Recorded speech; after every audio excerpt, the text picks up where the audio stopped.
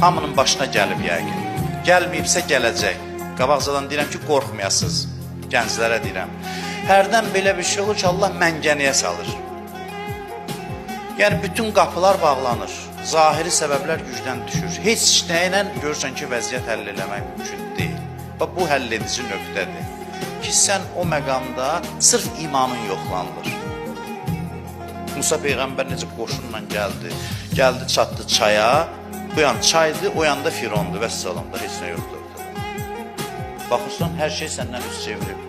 Bəziləri qorxdu, Musa aram, dedi, narahat olmayın. Allah bizləndir, dənizi yardı. Həyatda bu hadisələr olur. Hadisələrin hər biri sənin əleyhivə cəryan edir. Görsən ki, heç bir sağa sola addım ata bilmirsən. Hər şey sənin əleyhivədir. Orada sən aram ola bilsən, ki, sən varsan, məni görürsən.